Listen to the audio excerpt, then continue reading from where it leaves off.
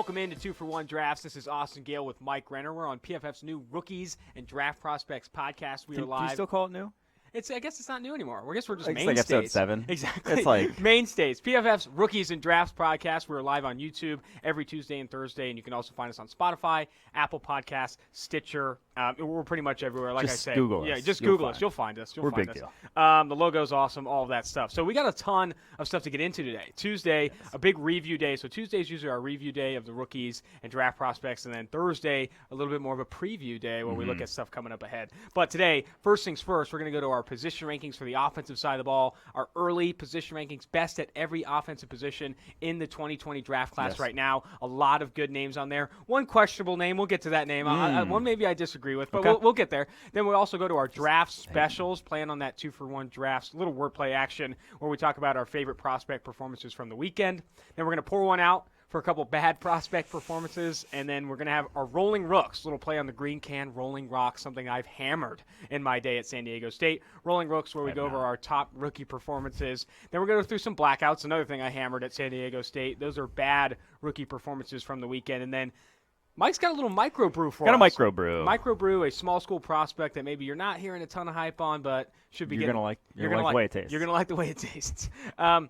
Let's get into those much-anticipated position rankings, starting with the quarterback position. Not a ton of surprises here. Tua Tagovailoa, he is the number one quarterback in this class, and he's done – yes, a lot of his yards have come after the catch. Yes, he's got some of the best receivers in football, but he still looks the part and has performed very well to start. Yeah, the thing is he's not really making mistakes with the football stuff. Yes, he hasn't had to go down the field to rack up his yardage, but I think that's the sort of a hallmark of a good quarterback is if you don't have to, make your life as easy as humanly possible. If you don't have to, throw that 50-yard bomb on a dime to get a touchdown, don't go ahead and throw it. So I do think we've seen, pretty much the status quo with Tua, the guy we saw last year for the majority of the season before the wheels started to come off a little bit down the end, the injury.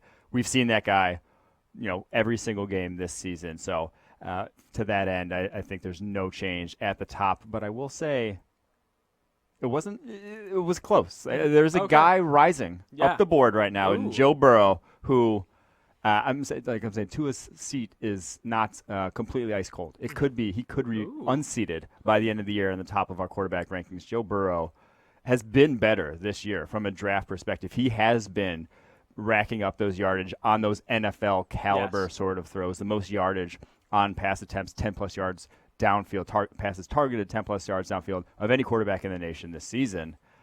He continues that through the SEC schedule. If he doesn't have any hiccups, if he continues what we've seen from him, I will say this right now, he will be the number one quarterback in our rankings by the end of the season. If he does that. Big if. Yeah. He's got Florida. He's got Bama left on the schedule. Those are two tough secondaries. But if he does it against them, that's going to be on that note, I want to start with Tagovailoa. You look at what he's done from a production standpoint, 87.2 pass rush grade so far this year, according to PFF's grades at the college level. Rush grade? No, passing grade. I apologize. Passing grade. He's got He's a two-way guy. But what's crazy about this is only 7 big-time throws and 2 turnover-worthy plays. You compare that to a guy like Joe Burrow, who's having I don't have the numbers in front of me right now. Double-digit big-time throws. Those are highly graded throws in PFF system, and 65% of Tua Tagovailoa's yards have come after the catch. His ADOT is just 8.4 yards down the field. He's not being asked to do a lot, and yes, he's limiting mistakes, but at the same time, I want to see him do a lot before you're willing to kind of make him the number one guy. But I think that's also the thing is that we've seen him do it in games in the past, and he's never had the dud of a game until he actually did get hurt down the stretch last season. So I do think, yes, those games will be big from him down the stretch this year. When he does face SC championship. Most likely the playoff when they get there. Alabama, I guess we're calling it a foregone conclusion at this point. Yeah. But I do think that if he shows that, if he does the same thing in those games, if he plays differently than he did last year in those games, we can talk. If he does fall apart though again, there's definitely more of a conversation to be had. But I think the body of work at this point far more consistent with Tua than any of the other quarterbacks. Staying on this quarterback group, I just want to bring up 2 other names for you. I know Tua Tagovailoa in the front, Burrow kind of scratching there, trying to get there with 10 big-time throws. Just looked up the numbers myself. 2 other names that are getting brought up. Justin Herbert of Oregon, right now 6 big-time throws, 2 turnover-worthy plays, just a 82.3 passing grade. And a guy that people are falling in love with, Utah State's Jordan Love, a guy who right now has a 74.3 one. passing grade and 10 big-time throws, which he has that high end, and I think that's what people fall in love with, 10 turnover-worthy plays in the Mountain West. I mean, I think Jordan Love's getting a lot of hype. I like his athletic ability. I think he does have that high end, that highlight reel plays that you like to see, but at the same time, when you're putting the ball in harm's way at the level he is right now compared to the rest of this group, it's hard to really even justify he's a top 3 quarterback in this class. Yeah, he doesn't have a cannon for an arm, but he has a strong arm. He has a good arm. My favorite thing about him is he puts fantastic touch on the football. He throws, he'll throw that ball over the linebackers, underneath the safeties. He throws that as well as any quarterback in the country.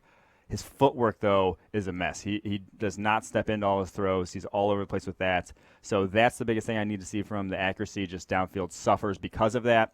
I think I told actually Steve Palazzolo after watching him, for a long period of time, I said, I think he's what people wanted DeShone Kizer to be. DeShone Kizer just didn't have any sort of pocket presence. Had similar issues with his feet, throwing the ball down the field, would get inconsistent, would make very nice throws, could put touch on the football, has an easy, quick release. But Kizer didn't have any sort of pocket presence to where he could hold up and throw from NFL pockets. Love does. Takes sacks at a very low rate, one of the lowest rates in the entire country in terms of converting pressure to sacks. That's a very good translatable trait to have from college to the pros. So that's from that point of view, I like him better as a prospect than Kizer. But still, the downfield accuracy issues worry me at this point. So he's 5th on our board at the moment. Let's go to running backs. But I think it's a very good quarterback class, is what I'm going to say. If him being 5th on our board, and I'm saying we like him better than Kizer, and we had Kizer as a late second rounder, that means that we have, Love for sure. 5 guys. We have 5 guys within the first, round and a half or so. Let's go to running backs on these position rankings, just finishing up quarterback. Travis Etienne, Clemson, easily the top running back in this class right now. I think Zach Moss looks very good for Utah, but at the same time, Etienne kind of running away with it a little bit. He's just a big play. He is just the best big play threat to come out, since Saquon Barkley. Probably going to run the 4.3s at 210 pounds. The tackle breaking is there. The only thing is receiving ability. He's caught more balls this season. He had drops in the past, 4 drops last year on 16 catchable, only 1 drop this year on 11 catchable. It's a little better. He's never going to be your, split him out wide, throw it to him, that sort of back. But I do think that his dynamicism in space is what you want for the modern NFL. He is just going to be a weapon wherever you want to use him, and he can catch enough and sort of swing passes to where you can still be deploy him in a number of different roles. So I do think that Etienne, just that explosiveness, is tailor-made for the modern NFL. Dragging down his rushing grade right now are 2 fumbles, but he has forced missed tackles at an absurd rate, averaging 0.37 forced missed tackles per attempt right now, over 4 yards after contact. But I got to bring up another former Clemson back now. Tavian Feaster of South Carolina has a very high rushing grade right now. He's averaging 0.34 forced missed tackles per carry. What have you seen from him? I really like this past week for him. I think he's a guy, a little bit of a bigger back, a bruiser, but can force missed tackles and gain yards after contact. Similar to Etienne, maybe doesn't have that home run, but it's similar in that they're both kind of bigger backs.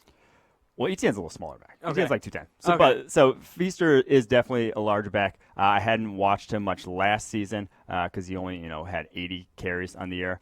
Is now getting the bulk of their carries with already 50, and it looks like a different back so far. Now again, you worry about banking on a small sample size because last year on 80 attempts only broke 10 tackles. This year has already broken more. You notice that already broken 17 on 50. So you want to see it, through some better competition. You watch, go back to that Alabama game earlier in the year. Only broke 2 tackles on 10 attempts. He wasn't necessarily great in that game. Only 33 yards. So the guys that feast on the lesser competition don't show up in the bigger games. I tend to just get worrisome, like I said, with the sample size at that point. Let's see him do it through the rest of the year. Another name that kind of gets brought up a ton in the running back conversation right now is Wisconsin back Jonathan Taylor. I mean, he's a guy, though, that people love. He's got a lot of big plays right now, but he's running behind a very good Wisconsin offensive line. Of the backs we've mentioned, he has the lowest average forced missed tackles per attempt. Isn't gaining a ton of yards after contact comparatively to how much he's getting before contact. Yeah. What are your takes right now on Jonathan Taylor? I think he's a very good back, but right now I don't see that dynamism, that elusive ability that you see with Travis Etienne and even Zach Moss, who's 0.54 forced missed tackles per attempt for Moss right now. I need that elusive ability. We've seen from George and Eric, forced missed tackles per touch and yards after contact per touch translate year over year or stable year over year and go from college to pros. That's what I want to see more from Taylor. Yeah, when Jonathan Taylor stops his feet on runs, he's basically done. His stop-start ability is not on par with some of the other top running backs in this class. He has to be one cut, get upfield, go. When he does break a tackle, it's because he's at full speed and a guy's bouncing off him. That's just that's helpful in the NFL. I don't think that's necessarily what you want out of a receiving threat. That's not what you want in terms of the space game where the NFL is going. You want a guy with some shake in the hole. Jonathan Taylor, I think he's more of your old school, late 2000s, 2008, 2009. He would have been he probably would have been an elite running back in the NFL with, the way the run schemes were back then. But with more space, I'm not sure he's necessarily we're still high on him. I'm saying we're not high on him. Fourth running back on our draft board. But I just don't – I think that all the other guys on the list have a little more translation to a modern NFL offense. Talk about guys with some shake. You got the wide receiver position. Number one right now on our board is going to be Jerry Jeudy of Alabama. He has been absolutely lights out to start this year, so has pretty much every Alabama wide receiver. But he is legitimately special, moves differently before and after the catch. I mean, I feel like we're raving about him on every podcast. He is kind of solidifying himself as the number one wide receiver in this class, can do so much, create separation, force missed tackles after the catch. I think he's a sure-handed player as well. I think Jeudy, one of the more polished wide receiver prospects we've seen in a while. Yeah, the only thing is that he really hasn't faced a ton of press coverage up to this point in his career because he does work out of the slot. And they move him around a lot there. Yeah, in that Alabama offense, we'll get him free releases, and that's something you always worry about translating from college to the pros because it's kind of like offensive line versus defensive line in that you have to win that interaction. So to win a route, you have to win that interaction at the line of scrimmage. Player wins are so important. When you look at pass rush wins, wide receiver wins, like going against one-on-one. We've talked about that in previous podcasts. We need to see more of that from Jeudy. But we think, from what we've seen, we think he can win in those situations. Yes, and so the thing is you're facing college cornerbacks who themselves don't know how to press worth a damn. And so you can the moves that you use on them, it's very similar to, like I said, college pass rushers. Sometimes they're just not going to be translatable to the NFL because the guys you're facing stink. And then all of a sudden you get to the NFL, you're facing press coverage more than you ever did in college because NFL corners press a lot more. It's something like, top flight wide receivers in the NFL will see press 60% of the time. You're seeing it like 25% of the time in college. So you'll see it a lot more. You see a lot better players, so it's something you want to see. But I think with Judy's skill set, with how elusive he is after the catch, with how much shake he has, with how just flexible he is in his whole athletic profile, I'm not too worried about it. So only 21 snaps he's faced press this season as a route runner. That's an incredibly low number. Probably the first game he goes on an NFL field, he could feasibly see more if he's playing outside receiver at the next level in one single game. But I'm not terribly worried about it with his, like I said, all the other skill sets he possesses.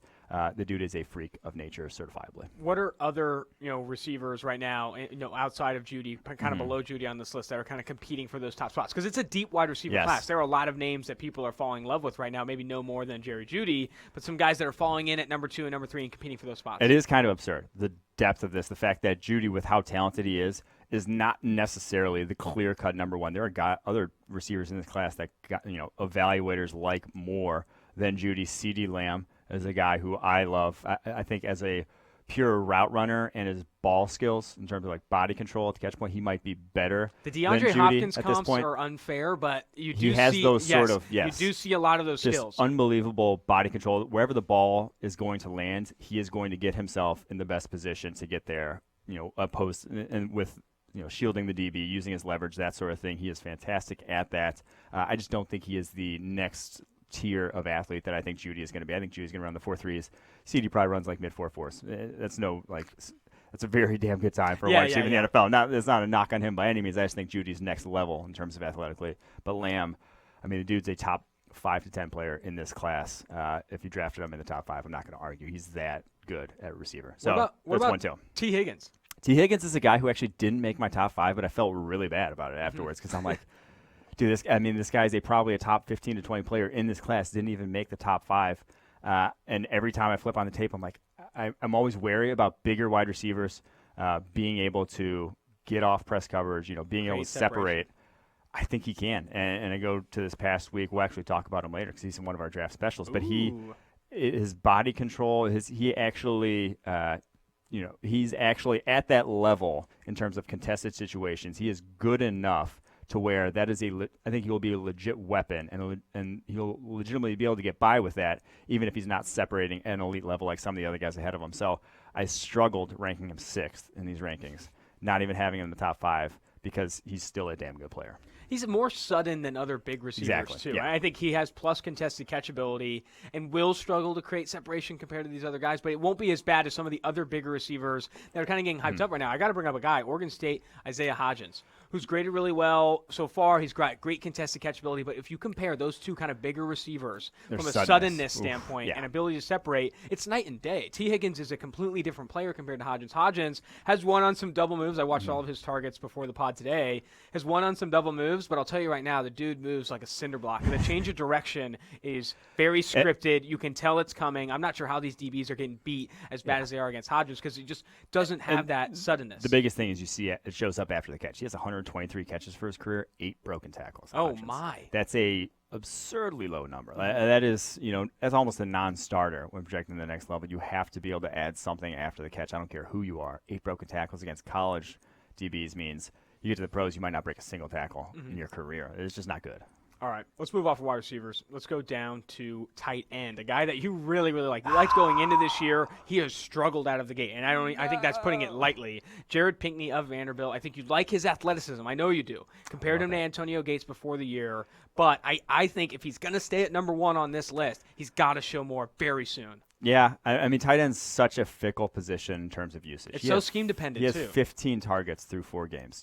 I don't care who you are, you're not going to be producing at a high level with 15 targets through 4 games. Only 120 yards, 15 targets. We're going to pour one out from a little later because we're going to talk about how bad this past week was.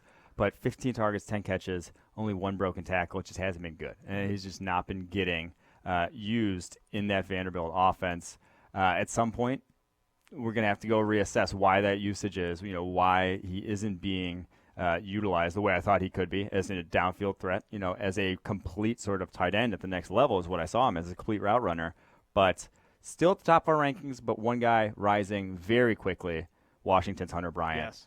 You talk to us in 2 weeks, this might be there's a very good chance this might be flipped with the way Hunter Bryant's playing this year. I want to talk about tight end evaluation overall. Like player evaluation for that position is very scheme dependent. Yeah. Like you talk about wide receivers, you try and find these wide receiver wins against press and all that. You rarely ever find tight end wins. Like they're not going against man coverage. They're not being asked to win one-on-one matchups ever, if not, sometimes here and there. And with that, you need to project athletes. You need to find athletes that can create after the catch, like an Evan Ingram, like an O.J. Howard. I think George Kittle can do well after the catch. You need to find these athletes that can block and have the size, all that stuff, but you need to find guys that can do damage after the catch and make plays in a scheme-favoring offense. Yeah, I think the thing we kind of just talked about, CeeDee Lamb, ball control, ball skills are far more important to a tight end position than the route running necessarily, even like the athleticism. There's kind of like a bar of athleticism. As long as you clear that bar of athleticism, you can be a competent tight end in the NFL.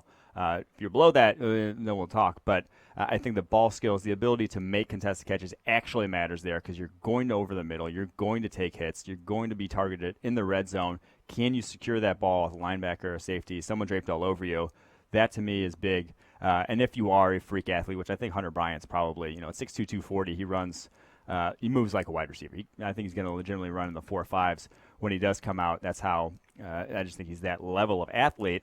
Then you can start talking to me, and he has very good ball skills himself. He's just more he's going to offer almost nothing as a run blocker at that size. You're pretty much begging teams to match, a 2 tight end personnel with still nickel. Because he's just not going to worry you about getting beat in the running game. So that's the only thing I worry about with Hunter Bryant. But his receiving skills right now, he's off the charts. He probably is the top pure receiver at the tight end. And what else do you want? And what else do you want at this point in Sure. today's NFL? But let's go to the offensive tackle position. Tristan Wirfs of Iowa owning the top spot for us right now. Going, against Middle Tennessee, actually had a little bit of a down game. 64.1 pass blocking grade on 27 pass blocking snaps. Still dominated against the run, and he still has an 89.6 overall grade on the year. But he, right now, 6'5", 320 pounds. You worry about his length a little bit. Maybe think about kicking him inside. But right now, top offensive tackle in the class. Yeah, top offensive tackle in class because I think he's just a little smoother than Andrew Thomas. You always bring up smooth. That's the first thing you always bring up. Because it goes back to the planet theory argument of you don't have 6'5" plus guys with requisite length, requisite strength, who also can move like they could play any other sport, but football. Yeah. They could also. Tristan Wirfs probably could have played basketball. He was an all-state wrestler in Iowa. Like he can do other things than just this one skill that you teach him to do. And I think that's important. Having that sort of coordination to react to things on the fly that you not necessarily have seen. So I do think Wirfs is just a little better in that regard. My mind can be changed. Thomas has been lights out this year. Both play in very run-heavy offenses, get protected with tight ends, play-action game. So neither is kind of like on the Andre Dillard spectrum where you're just getting reps in pass pro game after game after game. So the 3 pressures that he has allowed this year, only 3 hurries, no sacks, no hits, are a little bit fool's gold. He's probably, if he was going one-on-one more often, would get beat more often. But I do think a guy that smooth, a guy that powerful, broke Brandon Scherf's hang clean record at Iowa as a 20-year-old. I think there's going to be bright things in his future. The arrow is very much pointing up, and you see it in his grading profile. 59.3 as a freshman, 74.8 as a sophomore, 89.3 right now. The dude is getting better and looks the part at that point. Mm-hmm. Top tackle. Yeah, Andrew Thomas, Tristan Wirfs are both kind of the top in that conversation. Yeah. But another guy we brought up here and there on the podcast, Josh Jones, Houston. Go. That guy is grading very well right now among all offensive linemen with 100 or more pass blocking snaps so far this year. He has earned the 7th best pass blocking grade at 88.4. Mm-hmm. I know he's not going against Power 5 competition as much as these other guys, Andrew Thomas and Tristan Wirfs, but Josh Jones is playing at a very high level. This is a guy, a big dude, has that athleticism, has that size. I think he's the guy that, as he continues to play well, he's the guy I bet that late in the draft process you'll see a name start to rise up boards. Yes, I think you very much will the more people get to watch him. The reason I'm still, he's still only 5th on our tackle rankings here is that you're just going to have to rework his entire pass sets. He's basically just walking backwards, off the line of scrimmage, just doing a little back pedal. There's no kick slide. It's basically the Ed Oliver thing at Houston. I don't think they're teaching guys technique there. They're just letting them go out there and be like, hey, you figure it out. We'll tell you what to do in the scheme. That seems what it looks like because he really doesn't have much technique, but what he does with his hands, his independent hand usage is fantastic. You see him trap so many guys in terms of just like yanking them down, faking with his hands. He's so advanced in that regard that I'll bet on him being able to fix his feet, being able to learn how to kick slide and you take NFL level sort of pass sets sooner rather than later with how how advanced he is with using his hands and how physically I think his tool set is completely there. He has all the athleticism, strength, length to play tackle at the NFL level. Interior offensive line, got to go to your guy. Let's go. Fresno State, Netani Muti has been outstanding so far this year, was outstanding in years prior. He's a guy that you love for his nastiness, but he's also very good in pass protection. A guy that right now is your top interior offensive lineman coming out of the group of 5. Top interior offensive lineman, the Fresno State. If you haven't watched them, go watch them. Say it again and again. The highlight reel. This is Quentin Nelson level highlight reel where he is just dragging dudes. Ball sack on their face, snap after snap. It seems like just pancaking guys. He is not safe for work. Yeah, sorry about that. But yeah, Netani Muti is just throwing guys left and right. He's as powerful, if not more so, from a actual game standpoint than an Andrew Thomas or a Tristan Wirfs. Like he is that level of nasty and explosive. And the thing is, it translates to pass pro as well. He's getting the job done.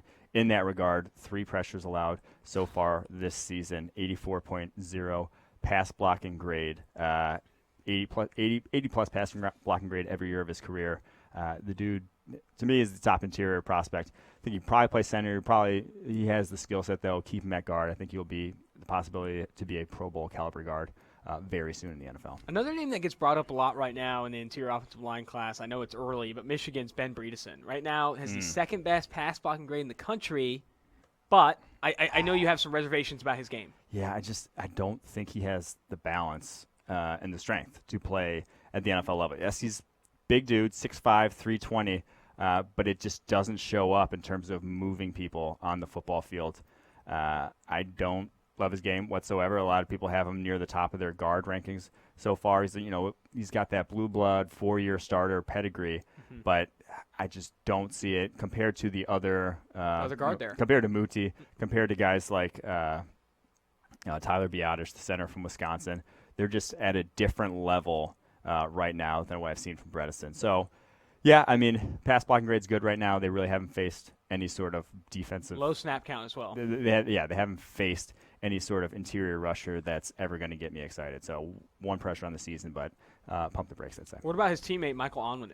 Another guy with the high. He was pass our beer blocking belly grade. a few weeks ago. He's another guy with a very high pass blocking grade right now that's dominating the Michigan system. Yeah, but again, it goes back to they have just not played anybody. Interior like that. You look at their it's defensive a little line fool's gold grades. with how they've Michigan's defensive line grades, like all of them look like future All-Pros because they're going against some cupcakes, and I think they've feasted for sure. That's going to do it for our position rankings so far for the top offensive players at every position. Those are the top guys. We're going to be doing defense on the next pod. Yep. Cannot wait. Getting into that defense. Now, moving to our next segment. This is our draft special segment where we talk about top prospect performances from the weekend. Pour a couple drafts here, sip them down. Let's start with Notre Dame edge defender Julian Okwara. This is a guy that you've loved from the jump. Yes. And he's really played well as of late and played well this past weekend. I'm going to make a little comparison here to last year's edge class where you had basically Josh Allen and Nick Bosa at the top, and it was kind of just a two-horse race. And then Brian Burns was kind of this afterthought. But now they get to the NFL, and I think all three have been sort of on par. Fantastic. In terms, all three have been good and kind of like on par in terms of performance through the first 4 weeks here. We had Burns. We actually had Burns as a top 10 player in last year's class.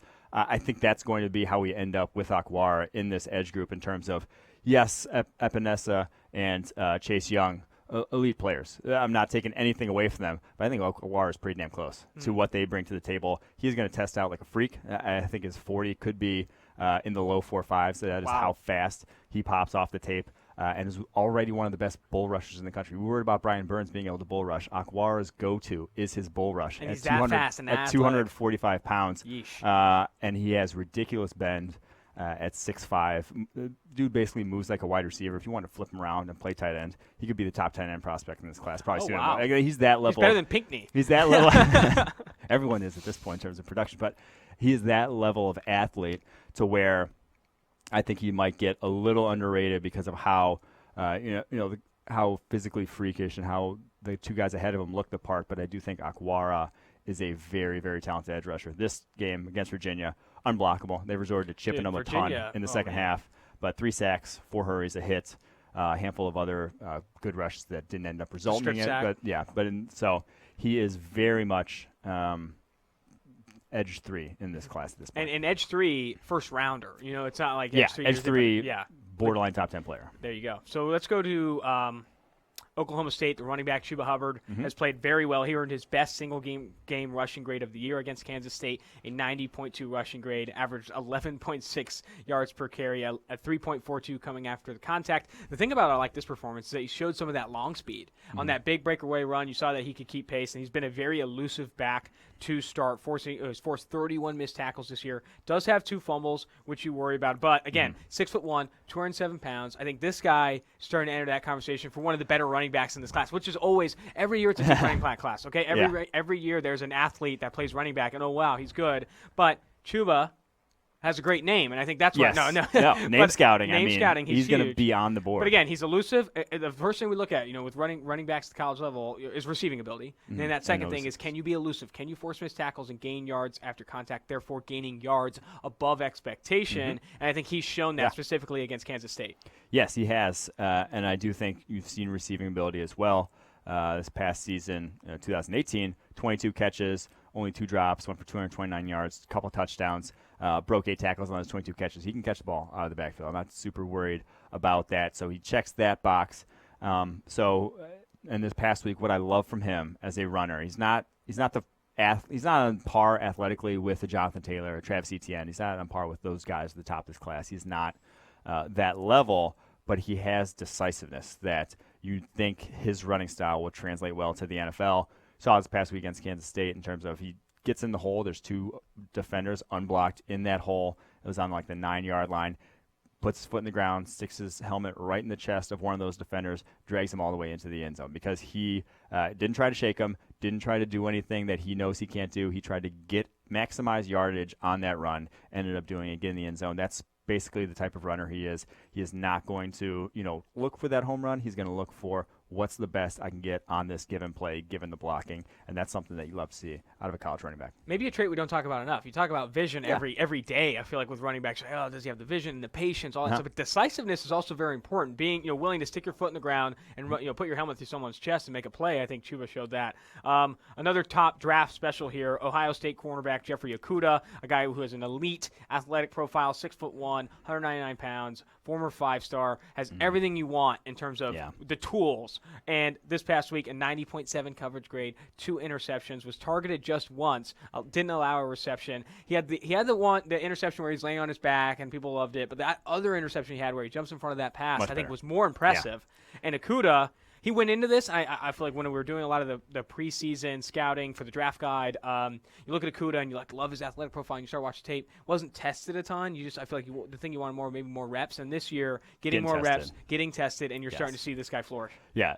Opposing QB should not be testing him. He is legitimately, I think, conversation at this point pretty much over. He is the top cornerback prospect in my mind for the 2020 draft.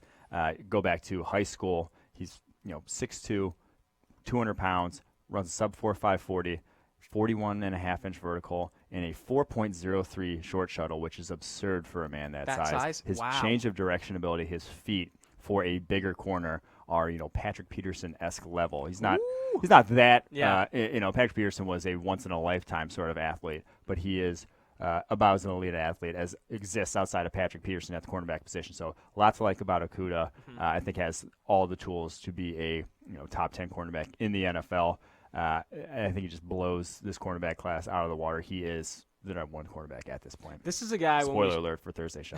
This is a guy when we get to doing maybe some pre-draft interviews and talking to some of these prospects. I want to get on the phone or maybe talk in person at the combine because a guy with this much potential. You want to get his number? Yeah, I want to get this guy's number. Maybe ask him for a couple drinks, a couple Rolling Rocks. But this is a guy with all this potential, all this athletic ability, and still very relatively inexperienced. Hasn't been tested a ton going back to last year. I want to talk about what he's trying to get better at and see where he's trying to go. Because I feel like if he's a guy that realizes his potential, similar to what Brian Burns did, and even when you talk to TCU, Ben Banigou, he's like, dude, I know I'm pretty athletic. I can make some plays. This is what I want to get better at. When you talk to an athlete that has this ceiling and this, all this potential because of his athletic profile, and they want to get better and are committed to kind of grinding the tape and performing better on film and all that stuff, I think that's what I want to hear from Okudah. Because if you start to hear those words come out of an Ohio State corner with this kind of size and athletic profile, who's already sticky in man coverage, I mean, you write him off as a very, very good cornerback prospect. Yeah, I mean, just the numbers right now, under 6 yards per target against, 39.1 passer rating when targeted this season. Yeesh.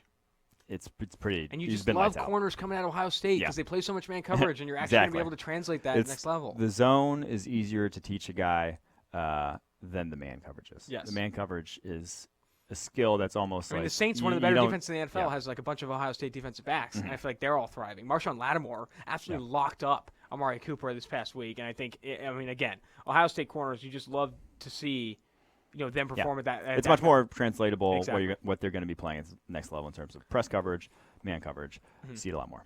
All right, got to talk about Alabama wide receiver Devontae Smith. Right. There's so, oh my gosh, broke the school record. He broke the school record for 5 receiving touchdowns. He had 274 receiving yards, 4 broken tackles, and 5 touchdowns. The guy was lights out. Legit speed. I think that's the first thing you notice with him. Legit speed, and I think raw though. I still think he's a pretty raw player, but still to have this production as raw he is incredible. I think this guy with more polish could be pretty legit. That was the biggest thing that popped off on the tape to me right away was one, these routes were nothing special. Yeah, I know. I was like, I was going to say that this post route that he ran. He didn't even get really separation on it, despite it being much faster than the cornerback he was going up against. I was very ooh, that did not look great the way he set it up. Very straight liney approaching it, no real break on the post. But then what did wow me was the way he went up and attacked the football on all these plays. And the one that didn't even probably is I think it was his shortest catch of the day was to me one of the most impressive in terms of he had probably like a 5-yard dig, comes on an in route. To his late getting him the football, and so he continues to work back towards Tua instead of just standing and going in a straight line. He knows that defensive back is on his hip. If he doesn't get back to the football, that DB is picking it. That's a good skill to have. when you're a rookie in the NFL. It builds quarterbacks' trust to know that, hey, I'm going to bail you out. If you throw this ball a little late, I'm going to get to it before this DB is. I'm going to attack it. And the way he attacks football in the air is something that's just difficult to teach. If a wide receiver either has it or he doesn't, I think Devontae Smith has it. Again, I need to see more polish. Hopefully he'll. You do. Yeah. So I just think that he's still, third rung on that Alabama receiving core right now, but a lot more good than bad. That go up the left sideline where he still didn't create a ton of separation, but made that kind of contested catch for the touchdown was pretty impressive for me. I think you mentioned it, the ball skills I think were pretty impressive. How he attacked the football was great. I agree with you though, from a route running perspective, still very raw. I think he's just been faster than everybody his whole life. Yes. It's like he still is kind of running with that same mentality. If he gets to a level where there's a little bit more polish in his game, you start to come away really impressed. I would bet I would hope he comes back to school as a junior. Yeah. If he returns and then is like the focal point, because say Ruggs and Judy go, and I then would, you have. I would bet good money Ruggs and Judy. Judy obviously, but Ruggs as well now with how good he's been. Yeah, and then you have Devontae Smith being the primary in that offense, just lighting it up. That sounds exciting to watch for next year. Another receiver, last draft special. Let's zip this one down. T. Higgins of Clemson. We already talked about him earlier when we were talking about that wide receiver discussion, but he had another great week. Yes, and the biggest thing for me was just the body control on full display. My favorite play was up the seam, back shoulder. He catches it, and then in stride turns all the way 360. Goes from running, looking over his right shoulder, catches it, spins back over all the way 360, and doesn't even miss a beat. A lot of guys will trip in that situation. A lot of guys will stumble. He just spins and runs and doesn't even lose any speed, it seemed like, on it. That's just rare to be able to see a receiver have that sort of body control, have that awareness, have those hands. Those are all plus traits for Higgins at this point. His raw stats don't do him justice because he hasn't been on the field for a ton of pass plays. He's still top 10 nationwide in terms of yards per route at the moment. So, T. Higgins, like I said, still a top 20 player in his class, even if he's not a top 5 receiver on our board. It's been a very positive podcast, but I think I got to drag it down a bit. Pour one out. This is our segment. These are a couple of my guys. I know. These are a couple of your guys. Pour one out. This is a segment where we talk about, where we got to pour one out for some prospect performances over the weekend that did really not go as planned. Guys you just hate to see perform at the level they did. San Jose State wide receiver Trey Walker, who is really not that good. I never really liked him. I told you that from the get-go. We highlighted him on last week's pod, didn't we? I think so. But Trey Walker, 4 drops. 4 drops this past weekend. I'll start the. I don't know why you don't like him, because San Jose State realizes he is by far their top option. He got 15 targets his first game, 15 targets this past week. And he drops half of them. Pumping him the ball. No, so he had 3 drops in his career up to this point. 4 drops in this game. He's got the yips. This could be one of those games where you just come draft time, you throw it in the garbage can, light it on fire. It didn't mean anything. I'm gonna keep pouring it out. It was completely meaningless. Hopefully that's the case, because I love his suddenness in his routes. This dude is one of the better route runners in the nation, yet he's playing at San Jose State. But man, 4 drops on 10 catchable. Hopefully it's a performance to forget, and he forgets it They weren't soon. all easy drops. Some of them were a little high, but 4 of them that could have been hauled in that he didn't is pretty brutal. So it could be because of the yips. I didn't think Amari Cooper went out for Trey. Steve Palazzolo's minor league. Cooper had bad hands, and then he had a couple games that junior year, at Alabama with 3 or 4 drops. And then all of a sudden, his rookie year, he had 18. You don't want to see that. Yeah, you don't. This could be Trey Walker doing that. But, if you create separation at the same level as Amari Cooper does, I don't care really what your drop rate is. Let's go to another pour one out. Vanderbilt, we talked about him. He's the top tight end on PFF mics. And, I'll take some ownership of that board. Our PFF draft board, he's the top tight end, Jared Pinkney. But, again, we're pouring one out. He hasn't had a good performance yet. Let's just pour one out for the start of his 2019 season. I'm going to go ahead and say that quarterback Riley Neal is to blame. Oh, here we go. We can pour one out all we want, but Riley Neal, this one's also for you. Target your mans. No, he has gone only 3 of 7 in contested opportunities, too. He's had chances. That's not good. I don't know. It was not been there. One broken tackle all season long. This past week, caught 1 ball for a yard against Northern Illinois, the powerhouse. They have good linebackers, though. What do you guys? No, I'm not even. I'm just kidding. Can't make any excuse for it. He just hasn't been there this year. You know who's really struggled that I kind of liked coming in from Vanderbilt is Kalijah Lipscomb. He's a guy that really struggled, not this past week, but really struggled to create separation against LSU. Stingley was just, or is it Stringley? Stringley? The LSU corner? I'm losing it. But anyway, the LSU corner. Stingley. Stingley. Yeah. Derek Stingley ruined him in that game. Kalijah Lipscomb could not create separation to save his life. And I think I liked him for what he could do after the catch. I think he was pretty sudden, could force missed tackles. But if you can't create separation, I'm going to start to cry. Keyshawn Vaughn's the best prospect in that offense now. Yeah, that's a good call out, actually. Who was actually 5th in our running back rankings that we didn't get to. But Jared Pinkney is falling fast. I can hear him just. He had such a big lead, too. But, yeah. Let's go back to positives. Bryant might be. Yeah. Let's go back to positives. We're done pouring them out. Let's go Rolling Rooks, our segment where we talk about the top rookie performances of the week. Play a little bit on the Rolling Rocks. I love sipping down some Rolling Rocks. Let's talk. You're the only one. Yeah. You're the only one. Yeah, and I'm the only one. I'm still keeping that business afloat. Rolling Rooks, starting with Tennessee Titans, A.J. Brown. Let's go. Dude, he has been in bursts because I feel like every time I see he has a huge that's game. any receiver in Marcus Mariota's offense. Very true. He's the Derek Carr of the AFC South in terms of just like who he's throwing to game after game. Doesn't have anything to do with who's the one getting open. Yeah. It's basically just Mariota's all over the place. But A.J. Brown put the ball in his hands. Mariota make the decision. Yeah. He's been performing 3 of 3 when he was targeted. 3 targets, 3 catches, 94 yards, 2 touchdowns. Over a 90 the receiving big play after the catch is absurd. Dude runs he ran a sub 4.5, had a sub 7.3 cone at 225 pounds. You could have played him at like edge rusher and he probably would have been productive. Like this is a freak athlete. Broke 40 tackles in the SEC in 3 years. He's also a unit. The dude's like stacked. I know the picture against DK Metcalf made him look like small, but compared to NFL players, the dude is jacked. He looks like a legitimate beef house. Yeah. And I feel like him creating separation and gaining yards after the catch like he can. It's absurd that he's not more involved. I think Marcus Mariota needs to figure it out because I think this guy needs to be heavy target share. So many create plays to get him involved underneath all that stuff. And he can get open with purely athleticism, and he can get open if a guy's draped all over him because he is, like you said, a unit, 225 pounds. And then after the catch is just difficult to bring down. Turns into a running back. He was doing like some celebration after the touchdown or something. I was like, dude, that guy is jacked, legitimately jacked. Let's go to a guy not so jacked, a little bit small on the smaller side. Arizona Cardinals cornerback Byron Murphy had a very good game after a tough start, but he's been thrown into the fire. Yes. Playing a tough system, I think, as a rookie, going against some top competition in an Arizona Cardinals defense that looks like puke, and has played pretty well in this past week. 3 for 5 when targeted, 19 yards, 2 forced incompletions. I think he looked very good. 86.7 coverage grade in this game. And you know who we got on one of those forced incompletions? Talk to me. DK Metcalf. Oh, that's right. I saw that. From the slot sort of slot fade in the red zone, press coverage. DK doesn't create an inch separation. He's right there at the catch point. It falls incomplete. Byron Murphy, those are the sort of reps that I wasn't sure. I was a little worried about him coming out because he got hurt a bit in man coverage, playing press there at Washington at times. Was much better in off zone. He had a really nice play in the flat. I saw that off zone in the game from off zone where he came up and made a stop for about 2 yards on a flat route. But that press rep against DK, it was not easy in his own right to press. Probably got 30 or so pounds on Murphy right in his grill. For him to put that on tape, very encouraging for Cardinals fans. Absolutely. People listening to the podcast, you're like, oh, I love that offside zone. We're kind of getting excited about Byron Murphy.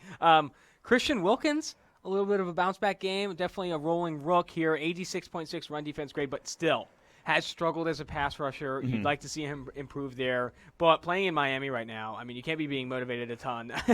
I don't know what's going down there. South Beach is a struggle. But this is what you wanted to see. Like the run defense, if that light switch didn't flip on ever for Christian Wilkins, because here was his run defense grades through the first 3 weeks. He had 57.4, 64.1, and 50.9. It was bad. Yeah. First few weeks there for Christian Wilkins. So that light switch didn't flip on.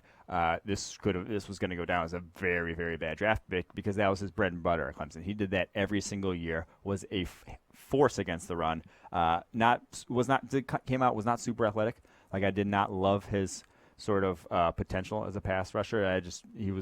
He beat up college offensive linemen purely by being stronger than him. By being stronger than them, and when you come out and you're 23 years old and that's your bread and butter, you're not really going to get much stronger. You need more polish. At that age. If you're 20 and that's your bread and butter, kind of like a Kenny Clark was, yes, you could get better in that regard.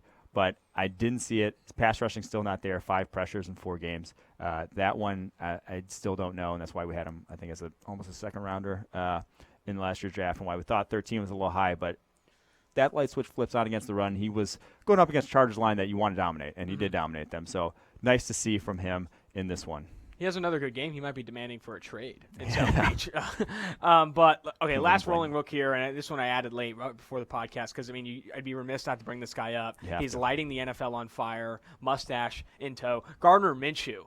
That play, I know it's volatile. I know play under pressure is volatile. It won't happen again. It will never happen again. Yes. But that play where he avoids like 3 or 4 Denver Broncos defenders and throws a touchdown to help this game, help his team win that game was incredible. It's that moxie. It's that stuff that, He's a winner. He's a winner. He's a winner when it comes down to it. And I think it's so hard not to just throw waves of support on this guy. We have a T-shirt on PFF.com, the store. We also have the stickers for your laptop. I'm going to get one. I might wear one on my chest from here on out. I've already said on the last podcast that if he leads the Jaguars to a AFC South crown, I will wear a mustache for all of January PFF vids. I am all in on Gardner Minshew. He's one of the highest graded quarterbacks in the NFL, regardless of rookies. Yes. And I think this is a guy, if he continues this performance, can lead a Jaguars team where every team is 2-2 in the AFC South to a crown in there and maybe make a playoff berth. And then we got Gardner Minshew in the playoffs. Everyone's shirts come off. I'm just ready for it. I do think so. When I hear here you go, you're pouring water on no, the this situation. is not. This is going to be no. This is not actually. Okay. This is kind of not even like necessarily related to Minshew, but more scouting in general. When you hear scouts or former scouts, TV personalities drone about, oh, he's a winner, he's a great kid. I mean, assholes like Antonio Brown can be incredible players in the NFL. You don't have to necessarily have this moxie to you or whatever that you just said at a lot of NFL positions. I think quarterback, though, is a little different in that regard in terms of personality at that position matters to winning football games. Not necessarily performance, but I do think certain personalities can lead teams better, will win more football games. Some guys will play better down the stretch and have their teammates play better for them down the stretch when they have certain traits. Minshew, I believe, has those. I think the team is going to rally around him. So I think there's yes, he's been great the first handful of games here. I'm not sure he's ever going to be Tom Brady. Everyone wants to pencil him into the sort of same narrative there. Tom Brady would never wear that mustache. So even compare him to Tom Brady. I'll say it. I love what I've seen from him so far. And with that defense, I got a little nugget for you. That defense, Jacksonville. Gardner Minshew might take Foles' job. Shortly after that win, the guy who does football analytics for the Jaguars, Tony Khan, went back and retweeted 3 different things from PFF when we were talking about how high he's graded in our system, his accuracy, his throw anticipation. He retweeted a bunch of the story. Tony Khan, high school, was my same high school. There you go. So he retweeted a bunch of the PFF stuff right after that win. I think, I'm reading into a retweet, but at the same time, I think the analytics were good on this kid. He had high grades. The accuracy was there. I think the numbers back Gardner Minshew. It's more than a mustache. It's more than the Jack Daniels hammering his hand for a medical red shirt. He's got the moxie and the numbers. He's PFF's more superhero. Moxie. Okay, I am all in on this guy. When do we start grading moxie? That's when I'm willing to start. Okay? I'm willing to start. Okay, I feel like I would grade myself pretty high moxie, 89.9. I don't know. Maybe not elite yet. We don't let guys grade themselves here. So okay. Blackout performances. It got really positive. I started to pour praise on the Gardner Minshew. The mustache is getting thicker as we speak. Blackout performances. These are performances from rookies that they want to forget, like blackouts we want to forget. I guess I have to forget. Marquise Brown, Baltimore Ravens, came out of the gates hot against Miami and Arizona, going against better defenses now this past week. Caught 4 of 6 targets, 22 yards, 2 drops. Not super exciting performance for him. And if he's not going to be getting it done for the Ravens, it's going to be very hard to get those explosive plays for them. Yeah, dropped a TD in that game, dropped a slant route that would have resulted in a first down, like I said, only 22 yards. It's nothing that's going to necessarily worry me long term. He's never really struggled with drops at any point. It worries me more from the Ravens team perspective that they haven't been finding deep plays on the football field. You had so many of them in those early games. The opportunities were always there. Is it if teams have opposing? You worry about sort of opposing defenses adjusting to what the Ravens are doing because it's so new. They're sort of in that Chip Kelly thing of it's so different from what you've seen before. So much pistol. They ran so much pistol. So much element of surprise. So much guys have just not seen some of this stuff before. All of a sudden, you catch up a little bit, and have you lost that little edge that you had early in the season? That's what I worry about with Easy the to Ravens gain here, an not edge, necessarily though, Marquise Brown. when you're going against Miami Dolphins in Week 1. Also, that helps. Yeah, that helps. And then Cardinals defense isn't great either. I think, now going against some other maybe more competent Again, defenses. we're working with tiny sample Oh, sizes yeah. here. And through Week 4, very everyone's just ready to overreact. I mean, I'm ready to crown Gardner Minshew's Super Bowl champion, future Tom Brady. But again, it's all overreaction. And I think PFF, I feel like you have to push out this content in Weeks 1, Weeks 2, even after Week 4. But again, small sample size is the enemy. They can polarize grades. They can polarize advanced statistics, whether it be really good or really bad. Another blackout performance. This guy thrown to the wolves, absolute wolves. If you're not going to throw him in against Chicago, why did you wait a couple series of Case Keenum, the Case Keenum you knew, and then threw him into this game? Dwayne Haskins, blackout performance for the Washington Redskins, and a blackout performance for that decision. I think it was a bad call. It was a bad call to throw him in there. Probably underprepared. There's zero chance he got a ton of reps. Yeah. Oh man, it was 31.1 passing grade. Couple, 3 picks, only 2 turnover-worthy plays, though, silver lining. Not as many as he actually threw. So he's actually good. But but it's almost like you can't blame him. If you're not the starter, you're not getting the reps. And they didn't have the number 1 receiver either. Exactly. You don't have Terry McLaurin. You're not preparing for the defense you're facing. That was not the time to do it. Let Case Keenum take his lumps. Dude's a veteran. He can handle it. He's a big boy. And now they're thinking about starting Colt McCoy next week. It's like, oh, my gosh. I mean, Dwayne Haskins, 1-year starter at Ohio State. Then you're going to throw him into this. Oh, man. It was a tough situation for him. It's a blackout performance, but, again, not of his own doing. This is a fraternity initiation where you weren't planning on blacking out that much, but when you got there, they're like, dude, if you want to be a pledge here, you're going to need to pound like 2/5 tonight. And you're like, oh, man. 2/5 turn into 2 turnover-worthy plays pretty quickly. I'll tell you that right now. Another blackout performance we got to bring up, only because he's kind of a constant here. He's just always bringing the heat as a blackout. He's what did I say before the show? He's an 18-year-old white girl in his first semester of college. Yeah, she went to a small high school, about 400 people, and then she goes out to San Diego State, and then next thing you know, you get thrown into the party scene. Okay, you're not ready for the party. But here, Garrett Bradbury. It's Garrett Bradbury getting thrown to the NFC North. Garrett Bradbury, Minnesota Vikings first-round pick, great as a run blocker. Loved him outside zone, NC State, but as a pass protector right now, he's been absolutely body bagged by pretty much everyone except for the Oakland Raiders. The Oakland Raiders aren't body bagging anyone, but Eddie Goldman feasting. You have Kenny Clark has had his fair share. This gave guy up 5 more pressures this week. Oh, my gosh. Grady Jarrett in Week 1 tossed his cookies. I mean, this is a guy that has had blackout performance after blackout performance. He needs to go back to the grindstone and really try and assess this, because this is something that's turning into a liability. It's more than just a problem. It's a legitimate liability. If he was in the first rounder, this guy was a 5th rounder, there's 0 chance he'd be starting right now. Yeah. He's given up 13 pressures through 4 weeks. You go the Bengals route, bench him like they did with Billy Price, and then throw him at left guard late last night. Yeah. Give him a wake-up call. Watch him get sauced by Tyson Alualu. Oh, man. Blackout performance for Garrett Bradbury. It's a constant for him. He went to a small high school. Now he's in the big college party scene, and it's easy to black out that quickly. Last segment of the pod. This has been a fantastic pod, by the way. It's been great to be here with you and talk Gardner Minshew, Garrett Bradbury, the whole lot. Micro brew segment. This is going to be one of those smaller brews. It doesn't even come in a can. It's like this unmarked glass bottle, but somehow you're going to come away pretty impressed. Cole McDonald of Hawaii. Do they have micro brews in Hawaii? I bet you they do. They have to. Cole McDonald, before you dive into how good he is, the advanced numbers, all that stuff that people come to this podcast for, I saw the progression from his as a freshman to him now, and how the dreads in his hair has progressed. He became Hawaiian. Yes. It was fantastic. Hilarious. It was hilarious. He has blonde dreads right now. It's incredible. And I think if we were going to grade hair, that's high.